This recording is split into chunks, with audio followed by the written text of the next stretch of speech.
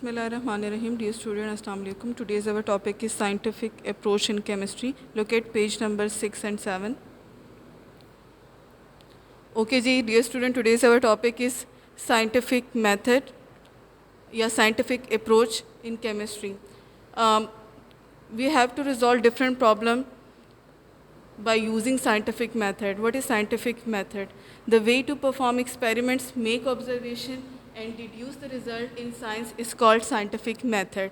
नहीं, scientific method वो तरीक़ाकार है जिसमें हम observation के basis पे यानी जनरल मुशाहिदा एक्सपेरिमेंटेशन के basis पे और आप एक रिज़ल्ट तक पहुँचते हैं किसी भी साइंटिफिक प्रॉब्लम को सॉल्व करने के लिए, उसको साइंटिफिक मेथड कहते हैं. इसके मुख्तलिफ स्टेप्स हैं जैसे आपको नज़र आ रहे हैं. First step that is observation, next hypothesis, theory, scientific law. अच्छा जी, पहले आते हैं जी ऑब्जर्वेशन की तरफ. What is observation? ऑब्जर्वेशन किसी चीज़ को आप कैसे ऑब्ज़र्व करते हैं. किसी भी साइंटिफिक मेथड या प्रॉब्लम को रिजॉल्व करने के लिए सबसे पहले आप उसकी ऑब्जर्वेशन करते हो बाय यूजिंग योर 5 सेंसेस या साइंटिफिक इक्विपमेंट. 5 सेंसेस कौन सी हो सकती हैं? लाइक योर हेयरिंग सेंस, आपके उसे सुन के, देख के या सूंघ के या स्मेल करके अगर हम किसी भी चीज़ के बारे में कोई राय कायम करते हैं वो हमारी ऑब्जर्वेशन कहलाती है. फॉर एग्जांपल आपको यहाँ पे 2 बीकर नज़र आ रहे हैं. एक में सिर्फ प्लेन वाटर है, दूसरे में क्लोरीनेटेड वाटर है. लेकिन अगर आपसे कहा जाए कि इनमें से किस में क्लोरीनेटेड वाटर है और किस में प्लेन वाटर है तो उसको आप जस्ट ऑब्जर्वेशन से भी फाइंड कर सकते हो या उसके फर्दर साइंटिफिक मेथड से अप्रोच के ज़रिए भी आप उसको बता सकते हैं. कैसे? यानी अगर आप ऑब्ज़र्व करें जो फर्स्ट स्पीकर जिसमें प्लेन वाटर होगा उसकी जो नॉर्मल वाटर की उसमें कोई ख़ास स्मेल नहीं होगी, उसका टेस्ट भी चेंज नहीं होगा.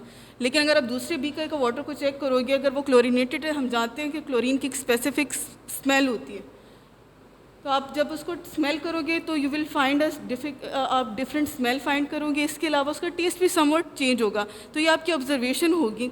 नेक्स्ट स्टेप आते हैं hypothesis. What is hypothesis? It is an intelligent scientific guess. ये इसको एक ट्रायल आइडिया भी कह सकते हैं. ट्रायल आइडिया ये साइंटिफिक गेस क्या है?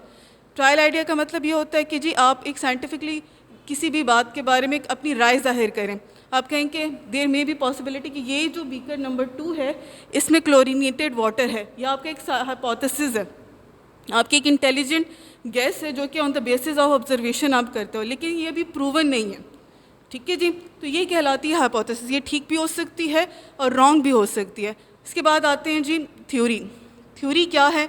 It is a verified result of hypothesis. For example Dalton atomic theory वगैरह.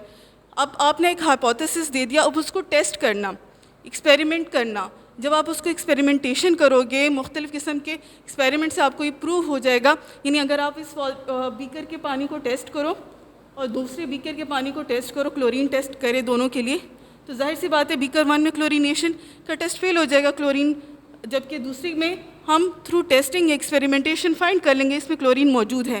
तो वो जो वेरीफाइड रिज़ल्ट होगा हाइपोथेसिस का वो एक थ्योरी कहलाता है जो थ्रू एक्सपेरिमेंटेशन हासिल होता है. नेक्स्ट जी हम कह लेते हैं जी what is scientific law. Scientific law कैसे बनता है? A theory which is tested again and again and found to fit the facts and from which valid production may be made is known as scientific law or principle. For example, law of conservation of mass.